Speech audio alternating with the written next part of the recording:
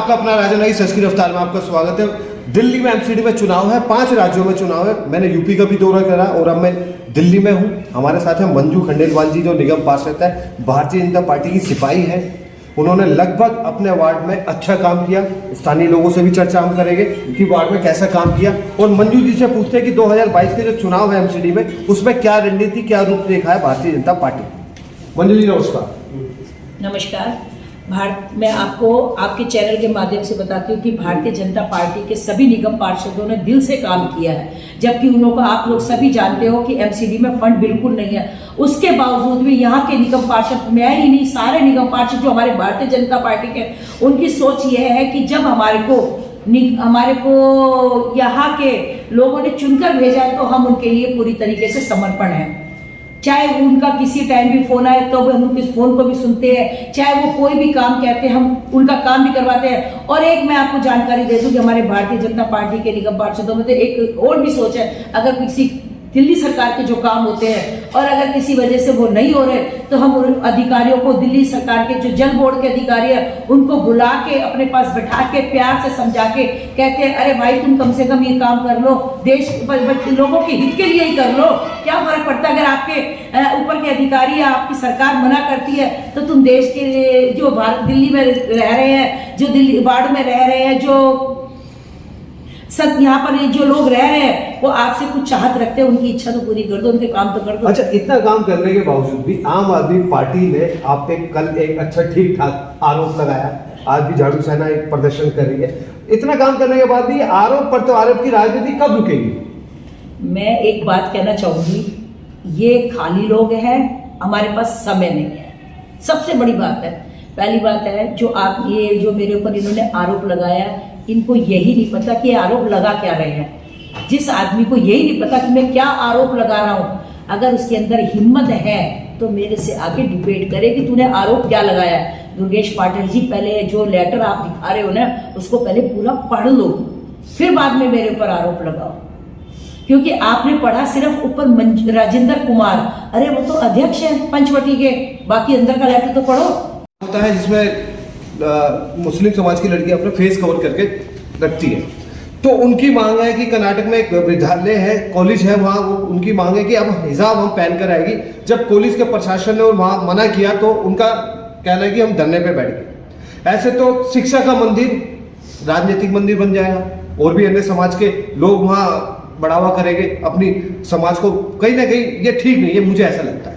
और अब हमारे साथ इस विषय पर मंजू खंडेलवाल जी है, जो शिक्षित है और शिक्षा को अच्छी तरीके से समझती है, नारी शक्ति को उन्होंने मजबूत किया। आइए सबसे पहले इसी मुद्दे पर चर्चा करते हैं। कर्नाटक का शायद आपके संज्ञान में नहीं होगा। नहीं, संज्ञान में नहीं। आपने थोड़ा सा जिस तरीके से मुझे बताया, मुझे जानकारी थोड़ी बहुत थी और आपने अच्छे विस्तार से दे दी है। जिस तरीके से अभी आपने मुझे बताया कि वो छात्राएं कहती है कि हम बुर्का पहन कर आएंगे, मैं एक बात कहना चाहूंगी कि शिक्षा का मंदिर है, राजनीतिक अड्डा नहीं है।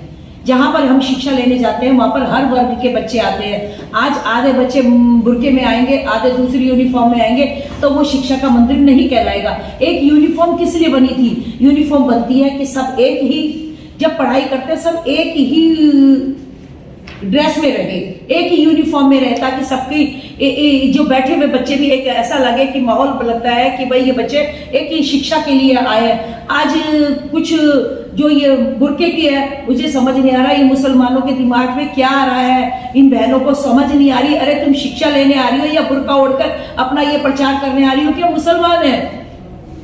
तो मतलब आप कहीं ना कहीं इस बात का विरोध करती? मैं बिल्कुल 100% के 1000% विरोध करती हूँ कि अगर स्कूल में यूनिफॉर्म है तो यूनिफॉर्म पहन कर आए, ऐसा बुर्का या कोई धोती कुर्ता या ऐसा कुछ, इस बात के लिए मैं बिल्कुल सहमत नहीं हूँ। इसके लिए मैं विरोध।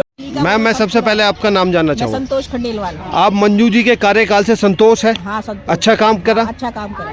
उनका कहना है कि पार्कों का सौंदर्यकरण बहुत अच्छा हुआ, सारे पार्कों का सौंदर्य, लाइटें लगी, ये लग गया वहाँ पे, वो लग गया, जिम वगैरह लग रहे हैं सब। पर ये वार्ड सारी लाइटें लग गई। ये सीट अब एससी में हो गई है, छटाई हो गई है, पूरे पेड़ों की छटाई। हमारा पर्सनल काम तो हमारा कोई नहीं था, ना हमने करवाया कभी, पर ये जो काम है वो कर रही है, बहुत अच्छा कर रही है। आपकी खामोशी कुछ इशारा कर रही है, कहना चाहती है आप कुछ? नहीं बोलिए। इकट्ठा सब बोल दिया जो इन्होंने बोल दिया। ठीक है जी।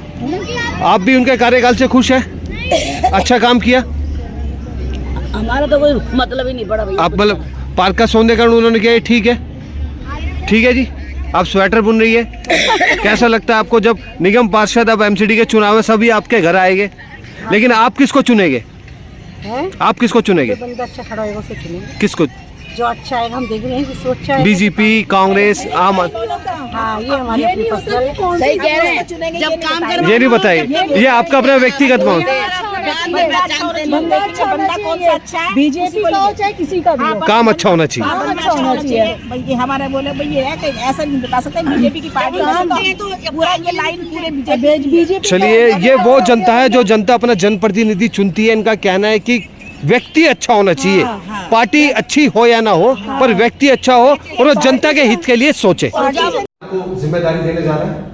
देखिए, ये तो हमारे ऊपर के शीर्ष नेतृत्व का है, जिसको दिलाए टिकट दे, कोई बात नहीं, हम संगठन के साथ है, किसी को भी टिकट मिलेगी हम उसके साथ हैं। मतलब आपका लक्ष्य है कि संगठन को आगे बढ़ाना, संगठन को आगे। आप कोई अन्य भी लगता है बीजेपी से तो आप साथ दें। बिल्कुल बिल्कुल। चलिए, ज्यादा समय नहीं, एक और आखिरी बात, एमसीडी के चुनाव को लेकर दिल्ली वासियों से, खासतौर अपने वार्ड के वासियों से आप क्या कहना चाहती है, क्या संदेश देना चाहती है सच की रफ्तार के माध्यम से? मैं आपके चैनल के माध्यम से अपने वार्ड के सभी जो यहाँ के क्षेत्रीय निवासी हैं उनसे ये कहूंगी कि आने वाले टाइम में, ठीक है, ये हमारा जो वार्ड है वो एससी वार्ड हो गया, ठीक है, मैं नहीं लड़ पा रही, कोई बात नहीं, मैं नहीं लड़ रही तो मेरी बहन आ रही है लड़ने के लिए, उसमें मुझमें कोई फर्क नहीं है। मगर मेरे जो यहाँ के हैं, अगर इनको मेरा काम अच्छा लगा तो भारतीय जनता पार्टी का ही बढ़ावा। तो ये थी मंजू खंडेलवाल जी, इन्होंने कहा कोई अन्य भी लड़ेगी भारतीय जनता पार्टी से तो हम समर्थन देंगे। और एक अच्छी बात है, बहुत सारे लोग यू टर्न कर रहे हैं, आजकल परिवर्तन बड़ा हुआ, दल बदल कर जा रहे हैं, लेकिन मंजू खंडेलवाल जी की अभी तक जो है वो भारतीय जनता पार्टी की सिपाही है। और अब मुझे लगता है कि आगे भी उनका ऐसा कहना है कि आगे भी मैं इसमें ही अपना जीवन बिताऊंगा। चलिए, इसी के साथ देंगे इजाजत। एक श्रीमान जी बैठे हैं, चंद्रमोहन मेहता जी बैठे हैं, लोकतांत्रिक देश में कुछ सबको बोलने का अधिकार है, वो क्या कहना चाहते हैं आइए उनसे पूछते हैं। श्रीमान जी, आपके मन में कुछ विचार आ रहा है बोलने के लिए? मेरे मन में ये विचार आ रहा है, मंजू खंडेलवाल जी ने जो काम किए हैं, पॉकेट B4 से मैं जनरल सेक्रेटरी हूँ, अब जो काम मंजू खंडेलवाल जी ने अपने निगम पार्षद की 5 साल के कार्यकाल में किए हैं, उस आज तक जितने भी निगम पार्षद आए और जो भी आए, महिला या कोई, उन्होंने इतने काम नहीं किए, उन्होंने कोई काम इतने ढंग से नहीं किए। इन्होंने जो विधायक के काम भी, जल बोर्ड के काम भी मंजू जी ने किए हैं। मैं इसके लिए इनका बहुत धन्यवाद करना चाहता हूँ। अपेक्षा थी वो लगभग पूरी हुई, अपेक्षा से ज्यादा हुआ, उसके बावजूद भी इन पे आरोप क्यों लगाया जा रहा है? आरोप लगा रहे हैं तो उसके लिए तो कोई भगवान को भी नहीं छोड़ता।